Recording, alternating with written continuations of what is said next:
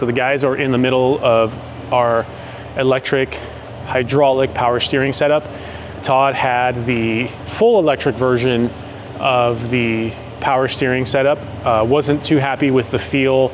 He lost that sporty feel in the connection to the road, which is somewhat common, especially with aftermarket electric power steering kits. So, you know, main reason we're doing it, of course, is these things with high horsepower. This car, you know, remember, if guys, we dynoed this thing, we were making essentially 750 wheel. I think we've had it up to 800 wheel, but that 3-rib power steering belt doesn't stand a chance with the high RPMs. So Todd had somebody else put the electric kit in. It replaced all of the steering components. So the steering shaft was not factory anymore, it was modified, and he had the motor that sits where the shaft would be underneath. So there was a lot of play with it, and the biggest thing was the feel. So it's been, you know, a lot of work. We had the dash out of this thing for 2 reasons: for that, to make it easier, and also to replace the heater core. So now that the dash is back together, the boys are doing the wiring for the EPAS, and come take a look. There really wasn't a whole lot of room with where to put this monster reservoir and pump setup. It's kind of like the Volvo setups that some guys have used in the past. One of my buddies has this out in Utah. Not this exact kit, of course, but he ended up putting his where the side mount intercooler goes because he has a custom front mount. But obviously we don't have the luxury of that, so this is the best we can do. It's really tall, it is bulky. It is going to be a bit of a pain in the ass to get to it and get fluid in it. Have to basically do a bumper removal, but we're hoping that we don't really have to mess around with this thing. So that's the goal. Worst case, you pull the bumper off. Customer's not going to be doing that work anyway, so he'd bring it into us. But let's see how it works. This is going to be our first one, and see if this is a good viable option to make it all come together and not have to worry about running that belt and having it jump and not have power steering. So let's find out.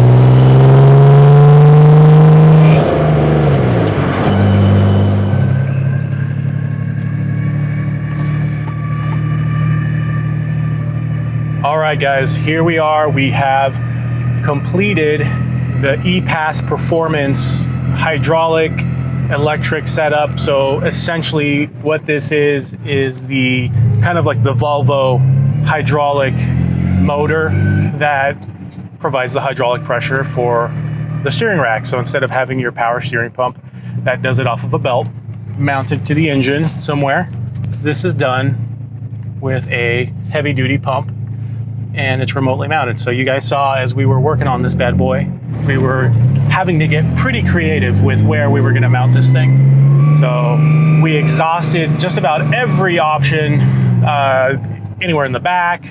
We didn't want to throw it inside the car because we didn't want to have to deal with listening to something and running hydraulic lines inside the cabin. So modified the crash support in the front, up some lines. It sounds easy, but it took quite a bit of effort to make it all come together, to make it work. This thing originally had the EPAS Performance electric motor, and that was essentially right where the steering shaft was, underneath the dash. Customer had that installed by someone else, and when he brought it to us, he wanted to see if we could make it better. So we found a few things that were not as good as it could have been, and there was a lot of play mechanically in the actual shaft. So we fixed a lot of that. It helped. Had the customer come by, drive it, see how he liked it, if it was to his liking.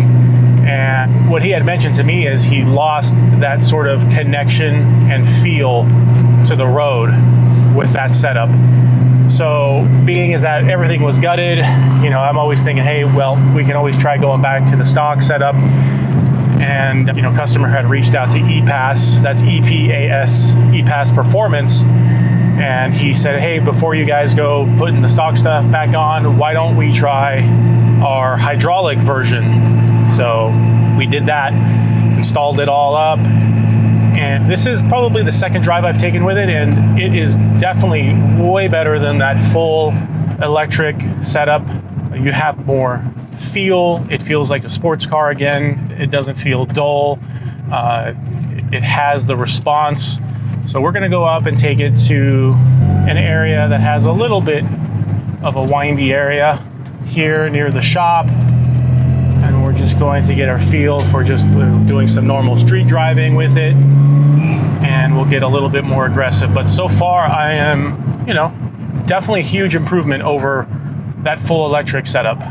So we have the solenoid disconnected on the rack, the factory solenoid.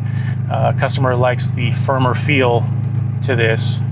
What was a bit tricky on this install, besides trying to find space and room for it all, is it comes with a CAN sensor, and that CAN sensor has to go where the steering shaft is. So it's essentially a sensor that turns and spins while the outside is stationary. And as you turn the steering shaft, what it does is it provides a boost in voltage to the hydraulic electric pump. That way you get a little bit more assist. So that was a total pain. So when we're turning it, it softens it up. It basically is like a voltage booster. So we tried it without it because, Z32, not a whole lot of room, especially right there because the turbo is right alongside our steering shaft. So that proved super difficult to make it work. We ended up having to run some heat wrap and all kinds of stuff to help protect it. So we'll find out. The Browns will drive this thing around, and we will, of course, check it out, make sure it's working, and it doesn't melt. So we've done the best to try and protect it and keep it away from that turbine housing, since the shaft runs right up alongside there. And we got that sensor rotating and moving with our steering shaft. So it was pretty creative of what we had to do and to get it all mounting, to get it all to work. So the beautiful thing is, if this works, the big reason on why you're asking yourself, why remove the factory power steering pump? Well, on a high horsepower Z32 like this one's making easily 750, 800 wheel, and that's not even fully turned up, is with typically the 3-rib setup. This was an NA that was converted to a twin turbo. The belt just wants to just fly off that thing. High RPM, we're hitting 7,500 RPMs, belt just constantly just flying off this thing. And it was always, leave you with no power steering and an annoyance. You'd have to bring it in and constantly putting belts on it, try different tensions on it. And, as long as you didn't rev it super high, the belt was okay. So, with this kind of power going so high and revving so quickly, that poor 3-rib never stood a chance. So here we are with the setup. And it feels like the Z32 should, which is pretty good. I like that.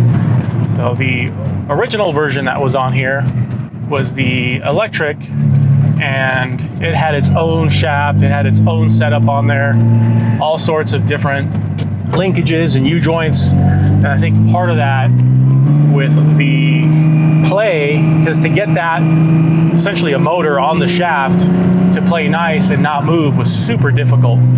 It almost essentially needed its own fabricated bracket to try and keep that motor. So every time you turn the wheel left to right, you could get the actual motor to move. And so you had that dead play where you really aren't getting anything. And you don't want to have any of that, especially from a sports car. Any car really does not add any confidence to driving. And yes, this transmission, if you can hear it, super noisy, super loud.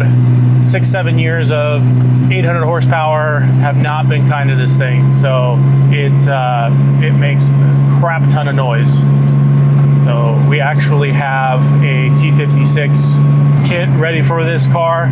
Not sure if we're going to be doing that at this visit or in the future, probably down the road. Make sure we have all of this steering stuff worked out. And in a little bit here, we will get to a little bit more driving aggressively. But so far, so good. Just regular, non-aggressive driving on the road. You have good response.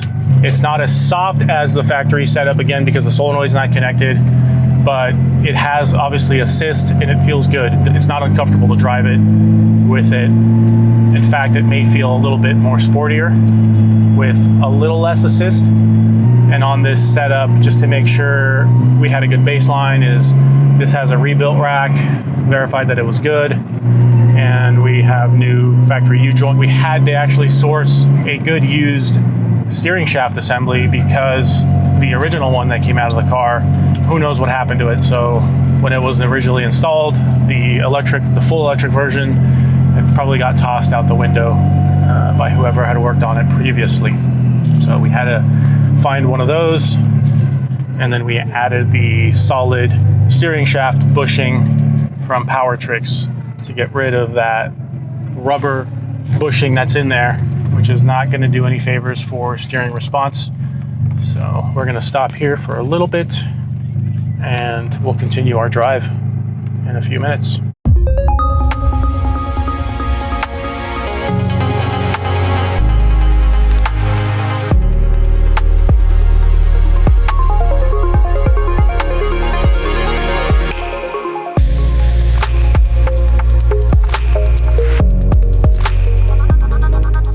So took it for a drive. I'm really happy with the way it feels. 1000% better than the full electric setup that was on it before. So this is a good viable option for guys who want to ditch the factory power steering setup and just had enough of their belts jumping off the pulleys. So we're gonna have the Browns drive this thing and we'll see how they like it. But I like it. It's just a lot of labor. It is labor intensive. For the DIY guys who are very experienced, go ahead, give it a shot. It's not one of those simple bolt-in type things. It does require a little bit of work, a little thought that goes into it. As I had mentioned, you can kind of see it from the front. The assembly sticks out a little bit, not sticks out, but you stick your head underneath and you look and you're gonna be like, hey, what's that? I don't see that. That's not a factory Z32 item. What is that? That's the hydroelectric setup. It's quiet. It's one thing I wanted to mention. It's not super loud. You don't really hear it, which is a big benefit. And it's good. I'm happy with the way it did in the Canyon. And for overall everyday street use, this is a really, really good option. So I give it a thumbs up.